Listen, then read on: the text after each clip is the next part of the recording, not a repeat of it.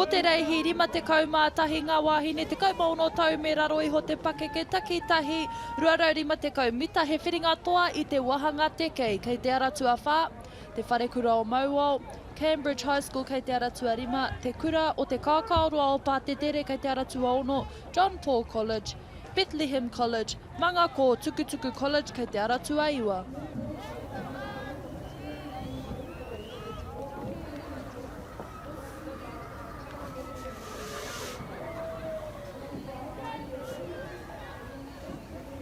We've got a white flag whānau for our under 16 girls TK final.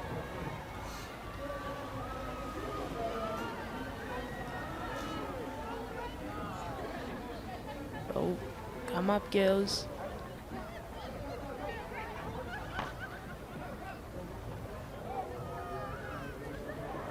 Oh, too excited my Meti in lane 2. Trying to get herself a rolling start. Such a skill to perfect, eh? I reckon. I'm still miles behind the start line. And they're off. Oh.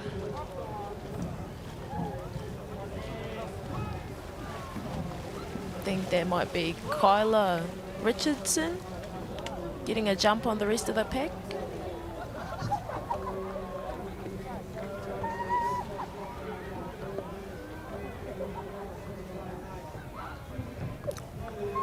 Rātou katoa e hea tūranga ana. Ka ki te koai ngā whakauhuaka mō tēnei tau, te tau 2026. Battling it out over here.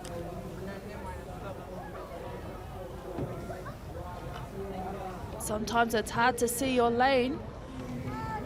Carry on, sister. Finish the race. Haere tonu, just another part of racing.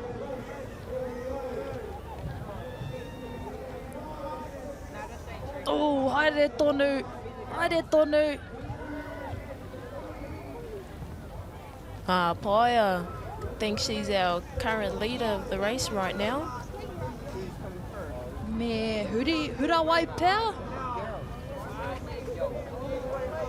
Still anyone's race at this point. Go girls. Possibly their first time at secondaries. Oh, oh. Who was it, Taylor? Who was it? I don't know. Oh, lane 9. Hura wai te aho. Manga ko Tukutuku College. Ka pai Meti. Our champion for te kei, under 16 girls. And a Maui too. We're not too sure who was in whose lane.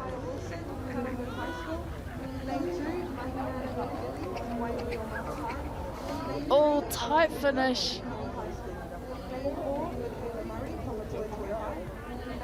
Oh. Ka pai wahine mā.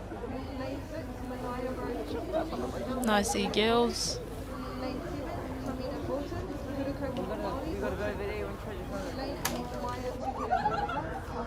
Alright, first place we got Hura Wai Te Aho, second place Ngā Paia Taurua Broughton, and in third place Maraia Taurua. Ka pai wahine mā. He whanaunga pēr.